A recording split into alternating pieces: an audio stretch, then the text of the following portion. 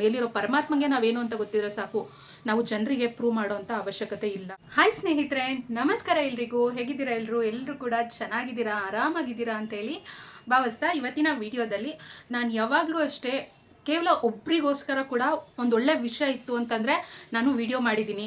So ನನಗೆ ಒಬ್ರಿಗೆ ಉಪಯೋಗ ಆಗಬೇಕು, ಹೆಲ್ಪ್ ಆಗಬೇಕು ಅನ್ನೋ ಉದ್ದೇಶದಿಂದ ನಾನು ಇವತ್ತು ಈ ವಿಡಿಯೋನ ಮಾಡ್ತಾ ಇದ್ದೀನಿ. ಬಾಣಂತಿಯರು ಜೋಪಾನವಾಗಿರಬೇಕು, ಬಾಣಂತಿ ಮಕ್ಕಳು ತುಂಬ ಜೋಪಾನವಾಗಿರಬೇಕು. ಅದರಲ್ಲೂ ಮುಖ್ಯವಾಗಿ ಈ ರೀತಿಯ ಸಂದರ್ಭಗಳು, ಕೆಲವೊಂದಿಷ್ಟು ಘಟನೆಗಳಾದಾಗ ತುಂಬಾ ಹುಷಾರಾಗಿರಬೇಕು, ಎಚ್ಚರಿಕೆಯಿಂದ ಇರಬೇಕು, ಧೈರ್ಯದಿಂದ ಇರಬೇಕು.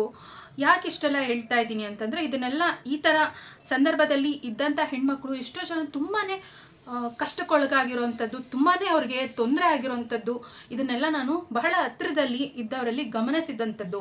ಸೊ ಹಾಗಾಗಿ ಈ ವಿಷಯದ ಬಗ್ಗೆ ನಾನು ವಿಡಿಯೋ ಮಾಡಲೇಬೇಕು, ಯಾಕಂದರೆ ಅಷ್ಟು ವಿಷಯಗಳ ಬಗ್ಗೆ ನಾನು ವಿಡಿಯೋ ಮಾಡಿದ್ದೀನಿ.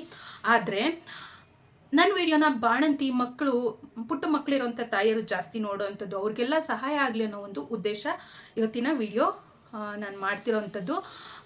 ಏನಂದರೆ ನೋಡಿ, ಕೆಲವರಿಗೆ ಗೊತ್ತಿರುತ್ತೆ ಇದರಿಂದ ಏನಾಗುತ್ತೆ, ಈ ಟೈಮಲ್ಲಿ ಎಷ್ಟು ತೊಂದರೆ ಆಗುತ್ತೆ ಅಂತೇಳಿ. ಪಾಪ ಎಷ್ಟೋ ಜನ ಹೆಣ್ಮಕ್ಳಿಗೆ ಯಾರು ಕೂಡ ಹೆಲ್ಪ್ ಮಾಡಲ್ಲ, ಒಂದು 4 ಧೈರ್ಯದ ಮಾತು ಹೇಳಲ್ಲ, ನಿಮ್ಮ ಜೊತೆಗೆ ನಾವಿದ್ದೀವಿ ಅಂತೇಳಿ ನಿಂತ್ಕೊಳ್ಳಲ್ಲ, ತುಂಬಾ ಲೋನ್ಲಿ ಆಗಿರ್ತಾರೆ.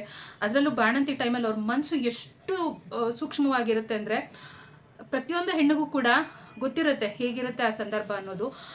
ಅರ್ಥ ಮಾಡಿಕೊಂಡು ಸಪೋರ್ಟಿವ್ ಆಗಿ ನಿಂತರೆ ಯಾರಾದರೂ ತುಂಬ ಚೆನ್ನಾಗಿರುತ್ತೆ. ಬಟ್ ಯಾರೂ ಇಲ್ಲ ಅಂತ ಹೇಳಿ ತಲೆ ಕೆಡಿಸ್ಕೊಳ್ಳೋಕೆ ಹೋಗ್ಬೇಡಿ. ನಿಮ್ಗಳಿಗೋಸ್ಕರನೇ ನಾನು ಇವತ್ತಿನ ವಿಡಿಯೋ ಮಾಡ್ತಾ ಇದ್ದೀನಿ. ಸೊ ಧೈರ್ಯವಾಗಿರಿ, ಸ್ಟ್ರಾಂಗ್ ಆಗಿರಿ. ಯಾವ ವಿಷಯದ ಬಗ್ಗೆ ಮಾತಾಡೋಕ್ಕೆ ಬಂದೆ ಅಂತಂದರೆ, ನೋಡಿ, ಯಾವತ್ತೂ ಅಷ್ಟೇ ಒಂದು ಮರದಲ್ಲಿ ಹಣ್ಣೆಲೆ ಅನ್ನೋದು ಉದುರಲೇಬೇಕು, ಹಾಗೆ ಚಿಗುರೆಲೆ ಅನ್ನೋದು ಬರಲೇಬೇಕು. ಚಿಗುರೆಲೆ ಬರಬೇಕು ಅಂದರೆ ಹಣ್ಣೆಲೆ ಅನ್ನೋದು ಉದುರಲೇಬೇಕಾಗುತ್ತೆ ಅಲ್ವಾ? ಇದೆಲ್ಲರಿಗೂ ಗೊತ್ತಿರೋವಂಥ ವಿಷಯನೇ. ಆದರೆ ಕೆಲವೊಮ್ಮೆ ಏನಾಗುತ್ತೆ, ಫ್ಯಾಮಿಲಿ ಅಂತ ಬಂದಾಗ ಒಂದು ಹಿರಿಯರು ಅಂತ ಯಾರಾದರೂ ಇರ್ತಾರೆ, ಅಥವಾ ವಯಸ್ಸಾಗಿರೋರು ಇರ್ತಾರೆ, ಅಥವಾ ಯಾರೋ ಒಂದು ಅನಾರೋಗ್ಯದಿಂದನೇ ಬಳಲ್ತಾ ಇರ್ತಾರೆ. ಒಂದು ಮಗು ಹುಟ್ಟೋ ಅಂಥ ಟೈಮಲ್ಲಿ ಏನಾದ್ರು ಇನ್ ಕೇಸ್ ಫ್ಯಾಮಿಲಿನಲ್ಲಿ ಒಬ್ಬರು ಯಾರಾದರೂ ತೀರ್ಕೊಂಡ್ರು, ಅಥವಾ ಸಡನ್ ಏನೋ ಒಂದು ಡೆತ್ ಆಯಿತು ಅಂತಂದರೆ, ಅಂಥ ಒಂದು ಸಂದರ್ಭದಲ್ಲಿ ಮನೆಯಲ್ಲಿ ಬಾಣಂತಿಯರು ಮಕ್ಕಳು ಏನಾದರೂ ಇದ್ದರು ಅಂತ ಅಂದಾಗ ತುಂಬಾ ಎಚ್ಚರಿಕೆಯನ್ನು ವಹಿಸಬೇಕಾಗುತ್ತೆ, ತುಂಬಾ ಸೂಕ್ಷ್ಮವಾಗಿ ಅವರನ್ನು ನೋಡ್ಕೋಬೇಕಾಗುತ್ತೆ. ಯಾಕೆ ಮಾತನ್ನು ಹೇಳ್ತಾ ಇದ್ದೀನಿ ಅಂದರೆ, ಒಂದು ಅವ್ರು ನೋವಲ್ಲಿರ್ತಾರೆ, ಇನ್ನೊಂದು ಟ್ಯಾಗ್ಲೈನಪ್ಪ, ಕೆಲವರು ಮನಸ್ಥಿತಿ ಅನ್ನೋದು ಎಷ್ಟು ನೆಗೆಟಿವ್ ಆಗಿರುತ್ತೆ ಅಂದರೆ, ಒಬ್ಬ ಫ್ಯಾಮಿಲಿನಲ್ಲಿರೋಂಥ ವ್ಯಕ್ತಿಯನ್ನು ಕಳ್ಕೊಂಡು ಆಲ್ರೆಡಿ ಆ ಕುಟುಂಬದಲ್ಲಿರೋರು ನೋವಲ್ಲಿರ್ತಾರೆ. ಅದರಲ್ಲೂ ಏನಾದರೂ ಗಂಡ ಹೋಗ್ಬಿಟ್ರೆ ಹೆಣ್ಮಕ್ಳಿಗಂತೂ ಯಾವ್ಯಾವ ಥರ ತೊಂದರೆ ಕೊಡ್ತಾರೆ ಅಂದರೆ, ಒಂದು ರೀತಿ ಹೆಣ್ಮಕ್ಳಿಗೆ ಅರ್ಶಿನ ಕುಂಕುಮ ಅನ್ನೋದು ಅವ್ರು ಹುಟ್ಟಿದಾಗಿಂದ ಬಂದಿರುತ್ತೆ. ಅದರಲ್ಲೂ ಒಂಥರ ಅವರನ್ನು ಟ್ರೀಟ್ ಮಾಡೋ ರೀತಿಯೇ ಬೇರೆ ಥರ ಇರುತ್ತೆ. ಒಂದು ಅರ್ಶಿನ ಕುಂಕುಮಕ್ಕೆ ಅಂತೇಳಿ ನಾನು ಫೇಮಸ್ ಅವರು ನಟಿಯೊಬ್ಬರು, ಅವರು ಒಂದು ವಿಡಿಯೋ ವೈರಲ್ ಆಗಿತ್ತು. ಓಕೆ ಅಂತ ಹೇಳಿ ಕರಿತಾ ಇರ್ಲಿಲ್ವಂತೆ ಅವ್ರನ್ನ. ಅಂದರೆ ಏನಾದ್ರು ಫಂಕ್ಷನ್ ಇದ್ದಾಗ ಕರೆದ್ರೆ ಇನ್ವೈಟ್ ಮಾಡಿದ್ರು, ಆ ಕುಂಕುಮನ ಕೊಡ್ಬೇಕಾದ್ರೆ ಸೈಡಿಗೆ ತೊಗೊಂಡೋಗ್ಬಿಡ್ತಿದ್ರಂತೆ, ಕುಂಕುಮನ ಕೊಡ್ತಾ ಇರ್ಲಿಲ್ವಂತೆ.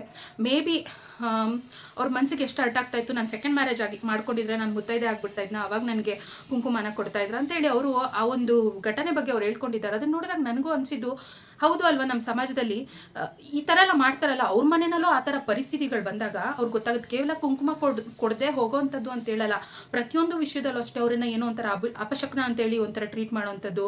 ಒಳ್ಳೆ ಮನಸ್ಸಿರಬೇಕು ಕಣ್ರಿ. ಪ್ರತಿಯೊಬ್ಬರು ದೇವರನ್ನ ನಂಬಿರೋರು, ಒಳ್ಳೆ ಮನಸ್ಸಿರೋರು, ಶುದ್ಧ ಮನಸ್ಸಿರೋರು ನಿಜವಾಗ್ಲೂ ಅವ್ರ ಹಸ್ಬೆಂಡ್ ಇಲ್ಲಿ ಇಲ್ಲದೆ ಹೋಗ್ಲಿ, ಅವ್ರ ಮುಖದಲ್ಲಿ ಒಂದು ಕಳೆ ಅನ್ನೋದಿರುತ್ತೆ, ಅವ್ರ ಮನಸ್ಸು ಶುದ್ಧವಾಗಿದೆಯಾ, ಎಲ್ಲರಿಗೂ ರೆಸ್ಪೆಕ್ಟ್ ಮಾಡಬೇಕು. ನನ್ನ ಪ್ರಕಾರ ಈ ಥರ ಎಲ್ಲ ಮೂಢನಂಬಿಕೆಗಳಿಂದ ಗಂಡನ ಕಳ್ಕೊಂಡಿರೋವಂಥ ಹೆಣ್ಮಕ್ಳಿಗೆ ಮನಸ್ಸಿಗೆ ತುಂಬ ನೋವು ಮಾಡೋವಂಥದ್ದು, ಇದೆಲ್ಲ ತಪ್ಪು. ಸೊ ಈ ಥರ ಮನೆಯಲ್ಲಿ ಆಲ್ರೆಡಿ ನೋವಲ್ಲಿ ಇರ್ತಾರೆ, ಅದ್ರ ಜೊತೆಗೆ ಈ ಪುಟ್ಟ ಮಗು ಇರೋವಂಥ ತಾಯಿರು, ಬಾಣಂತಿಯರು ಏನಾದರೂ ಇದ್ದರೆ, ಯಾರಾದರೂ ಕೆಲವರು ಒಂದು ಹೆಸರು ಟ್ಯಾಗ್ ಲೈನ್ ಕೊಟ್ಬಿಡ್ತಾರೆ, ಒಂದು ಪಟ್ಟ ಕಟ್ಬಿಡ್ತಾರೆ. ಏನಂತಂದರೆ, ಈ ಮಗು ಹುಟ್ಟಿದ್ದಕ್ಕೆ ಇವ್ರು ತಿರ್ಕೊಂಬಿಟ್ರು, ಈ ಮಗು ಹುಟ್ಟಿದ್ದಕ್ಕೆ ಅವ್ರ ಅಜ್ಜಿ ಹೋದ್ರು, ತಾತ ಹೋದ್ರು, ಅಥವಾ ಮಾವ ಹೋದ್ರು, ಯಾರೋ ಅವ್ರ ವಯಸ್ಸಾಗಿರುತ್ತೆ, ಅಥವಾ ಅವ್ರ ಟೈಮ್ ಬಂದಿರುತ್ತೆ, ಅಥವಾ ಅವ್ರಿಗೇನೋ ಒಂದು ಹೆಲ್ತ್ ಇಶ್ಯೂ ಇರುತ್ತೆ. ಅದೇನೋ ಹೇಳ್ತಾರಲ್ಲ, ಕಾಗೆ ಕೂರಕ್ಕೂ ಮರದ ಕೊಂಬೆ ಬೀಳಕ್ಕೂ ಎರಡೂ ಸರಿ ಹೋಯ್ತು ಅಂತ ಹೇಳಿ. ಸೊ ಹಾಗೆ ಎಲ್ಲಿಂದ ಎಲ್ಲಿಗೋ ಟ್ಯಾಗ್ ಮಾಡಿಬಿಡ್ತಾರೆ, ಈ ಮಗು ಹುಟ್ಟಿದ್ದಕ್ಕೆ ಇವ್ರು ತೀರ್ಕೊಂಬಿಟ್ರು, ಈ ಮಗು ಬಂದಿರೋ ಟೈಮ್ ಸರಿ ಇಲ್ಲ ಅಂತೇಳಿ. ಇದೊಂದು ಮಾತು ಸಾಕು ಅವಳ ಮನಸ್ಸನ್ನು ಮುರಿಯೋದಕ್ಕೆ, ಅವಳು ಡಿಪ್ರೆಷನ್ಗೆ ಹೋಗೋದಕ್ಕೆ. ಆ ಥರ ಯಾರು ಕೂಡ ಮಾತಾಡೋಕ್ಕೆ ಹೋಗ್ಬೇಡಿ. ಏನು ಮಾಡೋಕ್ಕಾಗುತ್ತೆ, ಹುಟ್ಟಿದ ಮನುಷ್ಯ ಸಾಯಲೇಬೇಕು, ಸೊ ಸತ್ತವರು ಮತ್ತೆ ಬರಲೇಬೇಕು. ಸೊ ಹಿಂಗೆ ಪ್ರಕೃತಿ ನಿಯಮ ಅನ್ನೋದಿದೆ. ಅವ್ರ ಟೈಮ್ ಬಂದಿರುತ್ತೆ, ಅವ್ರು ಹೋಗಿರ್ತಾರೆ, ಅದನ್ನು ತೊಗೊಂಬಂದು ಈ ಹುಟ್ಟಿರೋ ಮಗು ತಲೆಗೆ ಯಾಕೆ ಕಟ್ಟೋದು, ಈ ಮಗುಗೆ ಯಾಕೆ ಹೇಳೋದು. ಅದರಲ್ಲಿ ಪುಟ್ಟ ಮಗು ಹುಟ್ಟಿರೋ ತಾಯಿ ಮನಸ್ಸು ಮೊದಲೇ ಸೂಕ್ಷ್ಮ ಇರುತ್ತೆ. ಎಷ್ಟು ಆ ತಾಯಿ ಮನಸ್ಸಿಗೆ ನೋವು ಮಾಡ್ಕೋಬೋದು, ಎಷ್ಟು ನೊಂದ್ಕೋಬೋದು, ಇದೆಲ್ಲ ಯಾರೂ ಥಿಂಕ್ ಮಾಡಲ್ಲ.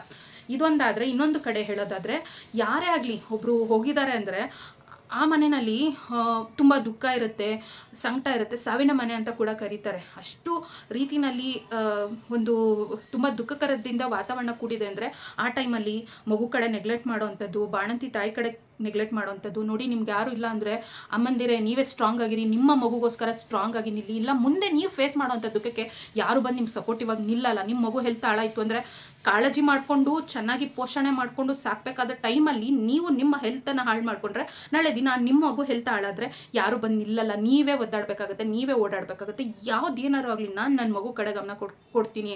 ನಾನು ಯಾರು ಏನಾದರೂ ನಾನು ತಲೆ ಕೆಡಿಸ್ಕೊಳ್ಳಲ್ಲ. ನನಗೆ ನನ್ನ ಮಗು ಮುಖ್ಯ ಆಗುತ್ತೆ. ಸೊ ನನ್ನ ಮಗು ಕಡೆ ನಾನು ಕಾಳಜಿ ಮಾಡಬೇಕು ಅಂತ ನೀವೊಂದು ಆತ್ಮಸ್ಥೈರ್ಯದಿಂದ ಒಳ್ಳೆ ವಿಲ್ ಪವರನ್ನು ಇಟ್ಕೊಂಡು ಇದ್ದರೆ ಯಾವುದೇ ರೀತಿಯ ಆ ಭಗವಂತನ ನಂಬಿ ನೀವು ಸ್ಟ್ರಾಂಗ್ ಆಗಿ ನಿಂತರೆ, ಒಬ್ಳು ತಾಯಿ ಮನ್ಸು ಮಾಡಿದ್ರೆ ಏನನ್ನು ಬೇಕಾದ್ರೂ ಮಾಡ್ತಾಳೆ, ಏನನ್ನು ಬೇಕಾದ್ರೂ ಸಾಧಿಸ್ತಾಳೆ. ನಿಮ್ಮ ಮನಸ್ಸನ್ನು ನೀವು ಸ್ಟ್ರಾಂಗ್ ಆಗಿ ಇಟ್ಕೊಂಡು ಆ ಟೈಮಲ್ಲಿ ಮೂವ್ ಆನ್ ಆದರೆ ಟೈಮ್ ಕಳೆದ್ಬಿಡುತ್ತೆ. ಎಷ್ಟೇ ದುಃಖ ಇರಲಿ, ಓಕೆ ಒಂದನ್ನು ಕಳ್ಕೊಂಡಿದ್ದೀವಿ, ತುಂಬ ದುಃಖ ಇದೆ, ಬಟ್ ನಮ್ಮ ಭಗವಂತ ಕೊಟ್ಟಿರೋದ್ರ ಕಡೆ ನಾವು ಗಮನ ಕೊಡೋಣ. ಮುಂದೆ ಯಾವುದೇ ರೀತಿಯ ಕೆಟ್ಟ ಘಟನೆಗಳಾಗೋದು ಬೇಡ. ಇವತ್ತು ಚೆನ್ನಾಗಿ ಬೆಳೆಸಿದ್ರೆ ಉತ್ತಮ ರೀತಿಯಲ್ಲಿ ಅವ್ರಿಗೆ ಒಂದು ಒಳ್ಳೆ ಆರೋಗ್ಯ ಆಗಿರ್ಬೋದು, ಒಂದು ಯಾವುದೇ ಒಂದು ರೀತಿಯಲ್ಲಿ ಆಗಲಿ ಒಳ್ಳೆ ರೀತಿಯಲ್ಲಿ ನಾವು ಅವ್ರನ್ನ ಬೆಳೆಸಿದ್ರೆ ಮುಂದೊಂದು ದಿನ ಅವ್ರು ಚೆನ್ನಾಗಿರ್ತಾರೆ. ಅದನ್ನ ನೋಡಿ ನಾವು ಇನ್ನೇನು ಎಕ್ಸ್ಪೆಕ್ಟ್ ಮಾಡ್ತೀವಿ, ನಮ್ಮ ಮಕ್ಕಳು ಚೆನ್ನಾಗಿರಲಿ ಅಂತಲ್ವಾ ಎಕ್ಸ್ಪೆಕ್ಟ್ ಮಾಡೋದು. ಸೊ ಆದಷ್ಟು ಮಕ್ಕಳ ಕಡೆ ಗಮನ. ಇಲ್ಲಿ ಏನಾಗುತ್ತೆ ಅಂದರೆ, ಈಗ ಒಂದು ಸಾವಿನ ಮನೆಯಲ್ಲಿ ತುಂಬಾ ದುಃಖ ಇರುತ್ತೆ, ತುಂಬಾ ಸಂಕಟದಲ್ಲಿರ್ತಾರೆ, ಮಗು ಕಡೆ ಕಾಳಜಿ ಮಾಡಲ್ಲ, ಬಾಣಂತಿ ತಾಯಿಗೆ ಕೆಲವೊಂದು ಹರ್ಟ್ ಆಗುವಂಥ ಮಾತುಗಳನ್ನ ಮಾತಾಡೋದು, ಮಗು ಕಡೆ ಕಾಳಜಿ ಮಾಡಬೇಕಾದಂಥ ಟೈಮಲ್ಲಿ ಸರಿಯಾಗಿ ಕಾಳಜಿ ಮಾಡಲಿಲ್ಲ ಅಂದರೆ, ಆ ಟೈಮಲ್ಲಿ ಏನಾದರೂ ಹೆಲ್ತ್ ಇಶ್ಯೂಸ್ ಎಲ್ಲ ಸ್ಟಾರ್ಟ್ ಆದರೆ, ಸರಿಯಾಗಿ ಗಮನ ಕೊಟ್ಟಿಲ್ಲ ಅಂದರೆ ಮುಂದೆ ತುಂಬ ಸಫರ್ ಪಡಬೇಕಾಗುತ್ತೆ. ಈ ಥರ ಒಂದು ಮಗುಗೆ ಪ್ರಾಬ್ಲಮ್ ಆಗಿರೋವಂಥದ್ದು, ಇನ್ನೊಂದು ಕಡೆ ತಾಯಿಗೆ ಪ್ರಾಬ್ಲಮ್ ಆಗಿರೋವಂಥದ್ದು, ಈ ಥರ ವಿಷಯಗಳನ್ನೆಲ್ಲ ನಾನು ಸುಮಾರು ಕಡೆ ನಾನು ಗಮನಿಸಿ ತುಂಬಾ ನಂಗೆ ದುಃಖ ಆಗ್ತಾಯಿತ್ತು. ಇಲ್ಲ, ನನ್ನ ವ್ಯೂವರ್ಸ್ ಹತ್ರ ನಾನು ಈ ವಿಷಯನ ಹೇಳಲೇಬೇಕು, ಯಾವುದ್ಯಾವುದೋ ವಿಷಯದ ಸಲುವಾಗಿ ವಿಡಿಯೋ ಮಾಡ್ತೀನಿ. ಈ ಥರ ಏನಾದರೂ ಆಗಿದೆ, ಯಾರೋ ಏನೋ ಅಂತಿದ್ದಾರೆ ನಿಮ್ಮ ಮಗುವಿನ ಸಲುವಾಗಿ, ತಲೆನೇ ಕೆಡಿಸ್ಕೊಳಕ್ಕೆ ಹೋಗಬೇಡಿ, ಚಿಂತೆ ಮಾಡಬೇಡಿ. ಮೇಲಿರೋ ಪರಮಾತ್ಮಗೆ ನಾವೇನು ಅಂತ ಗೊತ್ತಿದ್ರೆ ಸಾಕು. ನಾವು ಜನರಿಗೆ ಪ್ರೂವ್ ಮಾಡೋವಂಥ ಅವಶ್ಯಕತೆ ಇಲ್ಲ. ನಿಜ ಹೇಳಬೇಕು ಅಂದರೆ, ನಾವೇನಾದರೂ ಕಿಟ್ಟರೆ ಯಾರೂ ಆಗಲ್ಲ, ನಾವು ಚೆನ್ನಾಗಿದ್ರೆ ಎಲ್ಲ ಆಗೋದು. ಸೊ ನಾವು ಚೆನ್ನಾಗಿರಬೇಕು, ನಮ್ಮ ಮಕ್ಕಳನ್ನ ಚೆನ್ನಾಗಿ ನೋಡ್ಕೋಬೇಕು, ನಮ್ಮ ಫ್ಯಾಮಿಲಿನ ಚೆನ್ನಾಗಿ ನೋಡ್ಕೋಬೇಕು. ಮನೇಲಿ ಒಬ್ಳು ಹೆಣ್ಮಗಳು ಸ್ಟ್ರಾಂಗ್ ಆಗಿ ನಿಂತರೆ ಇಡೀ ಫ್ಯಾಮಿಲಿನ ಚೆನ್ನಾಗಿರುತ್ತೆ. ಸೊ ಮನೆಯಲ್ಲಿ ಹೇಳಬೇಕು ಅಂದರೆ ನಾವು ಹೆಣ್ಮಕ್ಳು ಚೆನ್ನಾಗಿರಬೇಕು, ನಾವು ಆರೋಗ್ಯವಾಗಿರ್ಬೇಕು, ನಾವು ಹೆಲ್ತಿಯಾಗಿರಬೇಕು, ಜೊತೆಗೆ ನಮ್ಮ ಮಕ್ಕಳನ್ನ ತುಂಬ ಚೆನ್ನಾಗಿ ನೋಡ್ಕೊಳ್ಬೇಕು, ಫ್ಯಾಮಿಲಿನ ಚೆನ್ನಾಗಿ ನೋಡ್ಕೊಳ್ಬೇಕು. ಮೈಂಡ್ ಸೆಟ್ ಅನ್ನೋದನ್ನು ಕ್ಲಿಯರಾಗಿ ಇಟ್ಕೊಳ್ಳಿ. ಯಾವುದೇ ರೀತಿಯ ಗೊಂದಲ ಬೇಡ. ಎಷ್ಟೇ ದುಃಖ ಇಲ್ಲಿ ಏನೇ ಇಲ್ಲಿ, ನಿಮ್ಮ ರೊಟೀನನ್ನು ನೀವು ಫಾಲೋ ಮಾಡಿ. ನಿಮ್ಮ ಮಗು ಕಡೆ ನಿಮ್ಮ ಗಮನ ಕೊಡಿ. ಮಗುಗೆ ಆ ಟೈಮ್ಗೆ ಏನೇನು ಆರೈಕೆ ಮಾಡಬೇಕು ಕರೆಕ್ಟ್ ಟೈಮ್ ಫೀಡ್ ಮಾಡಿ. ನೀವು ಚೆನ್ನಾಗಿ ಎಲ್ಲದನ್ನು ಪಕ್ಕಕ್ಕಿಟ್ಬಿಡಿ. ತುಂಬ ದುಃಖ ಆಗುತ್ತಾ, ಅಳ್ತೀರಾ, ಅಳಿ. ಹೇಗೆ ನಿಮ್ಮ ಕಡೆ ಸೆಲ್ಫ್ ಕೇರ್ ಏನು ಮಾಡಬೇಕು ಅದನ್ನು ಮಾಡಿ. ಜೀವನದ ಸತ್ಯಾಂಶ ಏನು ಅನ್ನೋದನ್ನ ಅರ್ಥ ಮಾಡ್ಕೊಳ್ಳಿ. ಬಂದವರೆಲ್ಲರೂ ಒಂದಲ್ಲ ಒಂದಿನ ಹೋಗಬೇಕು. ಯಾರೋ ಒಬ್ರು ಬಂದರು ಅಂದ್ಬಿಟ್ರು, ಅವ್ರು ಅಂದಿದ ತಕ್ಷಣ ಆಗ್ಬಿಡಲ್ಲ. ಇವತ್ತು ಅಂತಾರೆ, ನಾಳೆ ಮತ್ತೊಂದು ವಿಷಯಗಳೇನಾದ್ರು ಬಂತು ಅಂತಂದರೆ ಸುಮ್ಮನೆ ಆಗ್ತಾರೆ, ಬಿಟ್ಟಾಗ್ತಾರೆ. ಬೇರೆಯವ್ರ ಬಗ್ಗೆ ಥಿಂಕ್ ಮಾಡಿ ನಮ್ಮ ಮನಸ್ಸನ್ನು ಹಾಳು ಮಾಡಿಕೊಂಡು ಮಕ್ಕಳನ್ನು ಅಷ್ಟು ಕಷ್ಟಪಟ್ಟು 9 ತಿಂಗಳು ಹೊಟ್ಟೆನಲ್ಲಿ ಹೊತ್ತು ಎತ್ತು ಪ್ರೆಗ್ನೆನ್ಸಿ ಟೈಮಲ್ಲಿ ಇರಲಿ ನೀವು, ಅಥವಾ ಬಾಣಂತಿ ಟೈಮಲ್ಲಿ ಇರಲಿ, ಸೊ ಯಾವುದೇ ಕಾರಣಕ್ಕೂ ಮನಸ್ಸನ್ನು ಹಾಳು ಮಾಡ್ಕೊಳಕ್ಕೆ ಹೋಗಬೇಡಿ.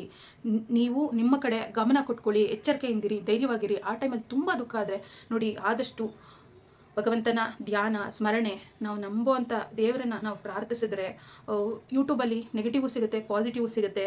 ಸೊ ನೀವು ಪಾಸಿಟಿವ್ ಆಗಿರೋದನ್ನು ಆದಷ್ಟು ನೋಡಿ, ನೆಗೆಟಿವ್ ಆಗಿರೋದನ್ನು ನೋಡೋಕೆ ಹೋಗಬೇಡಿ. ಪಾಸಿಟಿವ್ ನೋಡಿದ್ರೆ ನಮ್ಗೆ ಪಾಸಿಟಿವ್ ಒಳ್ಳೆಯದೇ ಆಗುತ್ತೆ, ಕೆಟ್ಟದ್ರ ಕಡೆ ಗಮನ ಕೊಟ್ಟರೆ ಕೆಟ್ಟದೇ ಆಗುತ್ತೆ. ಹಂಗೆ ಪಾಸಿಟಿವ್ ಆಗಿರುವಂಥ ವಿಡಿಯೋಗಳನ್ನು ನೋಡಿ. ಸೊ ನನ್ನ ಪ್ರೀತಿಯ ಸಿಸ್ಟರ್ಸ್, ಯಾರೆಲ್ಲ ಈ ವಿಡಿಯೋನ ನೋಡ್ತಾ ಇದ್ದೀರಾ, ಎಲ್ಲೋ ಒಂದು ಕುಗ್ಗಿದಂಥ ಮನಸ್ಸಿಗೆ ಒಂದು ಧೈರ್ಯ ಅನ್ನೋದು ತುಂಬಾ ಮ್ಯಾಟರ್ ಆಗುತ್ತೆ. ಯಾರೆಲ್ಲ ತುಂಬ ನೊಂದಿರ್ತಾರೆ, ಹೆಣ್ಮಕ್ಳು ತುಂಬ ಸಫರ್ ಮಾಡ್ತಾ ಇರ್ತಾರೆ, ಅವ್ರ ಫ್ಯಾಮಿಲಿನಲ್ಲಿ ಹಿಂಗಾಗಿದೆ, ಅವ್ರ ಮಕ್ಕಳಿಗೆ ಬೇಕಾದ್ರೆ ಯಾರಾದರೂ ತುಂಬ ವಿಡಿಯೋ ಗೊತ್ತಿಲ್ಲ, ವೈರಲ್ ಏನಾದರೂ ಆದರೆ ಅಂದರೆ ಸುಮಾರು ಜನ ನೋಡಿದ್ರೆ, 1000 ಜನ ನೋಡಿದ್ರೆ ಅದರಲ್ಲಿ ಒಬ್ಬರಾದರೂ ಇಲ್ಲಕ್ಕ ನಮ್ಮ ಮಗು ಹುಟ್ಟಿದಾಗ ಹಿಂಗೆ ನಮ್ಮ ಫ್ಯಾಮಿಲಿನಲ್ಲಿ ತೀರ್ಕೊಂಡಿದ್ರು, ನಮ್ಮ ಮಗು ಹುಟ್ಟಿದ್ದಕ್ಕೆ ಹೆಂಗೆ ತೀರ್ಕೊಂಡ್ರು ಅಂತ ಹೇಳಿ ಯಾರೋ ಒಬ್ರು ಹೇಳಿದ್ರು. ಈ ಥರ ಸುಮಾರು ಜನ ಬೇಕಾದ್ರೆ ಕಮೆಂಟನ್ನು ಮಾಡ್ತಾರೆ. ಎಲ್ಲರೂ ಫೇಸ್ ಮಾಡೋವಂಥ ಸಂದರ್ಭಗಳು, ಕೆಟ್ಟ ಸಂದರ್ಭಗಳಿದು, ಸಿಚುವೇಶನ್ಸ್ ಇದು. ಬಟ್ ಆ ಟೈಮಲ್ಲಿ ಒಂದು ಸ್ಥೈರ್ಯ ಅನ್ನೋದು ಮುಖ್ಯ ಆಗುತ್ತೆ. ಅಂಥ ಹೆಣ್ಮಕ್ಳಿಗೋಸ್ಕರ ನಾನು ಈ ವಿಡಿಯೋ ಮಾಡ್ತಾ ಇರೋದು. ಸೊ ಅದ್ರ ಜೊತೆಗೆ ಬಾಣಂತನದ ಟೈಮಲ್ಲಿ ಪುಟ್ಟು ಮಗು ಇರೋಂಥ ತಾಯಿಯರು ತಮ್ಮ ಪ್ರೀತಿ ಪಾತ್ರರನ್ನ ಯಾರನ್ನೋ ಕಳ್ಕೊಂಡಾಗ ಎಲ್ಲ ಒಂದು ಕಡೆ ತುಂಬಾ ನೆಗ್ಲೆಕ್ಟ್ ಮಾಡ್ಕೊಂಡು, ಅವ್ರ ಹೆಲ್ತ್ ಹಾಳು ಮಾಡ್ಕೊಂಡು, ಮಕ್ಕಳ ಹೆಲ್ತನ್ನು ಹಾಳು ಮಾಡ್ಕೊಂಡು ಸಫರ್ ಮಾಡ್ತಿರೋಂಥವ್ರು ಸುಮಾರು ಜನ ಹೆಣ್ಮಕ್ಳಿದ್ದಾರೆ. ಸೊ ಇದನ್ನೆಲ್ಲ ಸೂಕ್ಷ್ಮವಾಗಿ ನಾನು ಗಮನಿಸಿ ಈ ವಿಡಿಯೋನ ಮಾಡಿದ್ದೀನಿ. ಐ ಹೋಪ್ ನಾನು ಈ ವಿಡಿಯೋದಲ್ಲಿ ಹೇಳಿರುವಂಥ ಅಂಶಗಳನ್ನು ನಿಜವಾಗ್ಲೂ ನಿಮಗೆ ನಾನು ಈ ವಿಡಿಯೋದಲ್ಲಿ ಶೇರ್ ಮಾಡ್ಕೊಂಡಿರೋಂಥ ವಿಷಯಗಳು ನಿಮಗೆಲ್ಲೋ ಒಂದು ಕಡೆ ಧೈರ್ಯವನ್ನು ತುಂಬೋದು ಅಂತೇಳಿ ನಾನು ಭಾವಿಸ್ತೀನಿ. ಸೊ ಧೈರ್ಯವಾಗಿರಿ. ಸೊ ಹಿಂಗೆ ಇರಲ್ಲ, ದಿನಗಳು ಕಳಿಯುತ್ತೆ. ಎಲ್ಲರೂ ಅಷ್ಟೇ ಒಂದಲ್ಲ ಒಂದಿನ ಹೋಗಲೇಬೇಕು.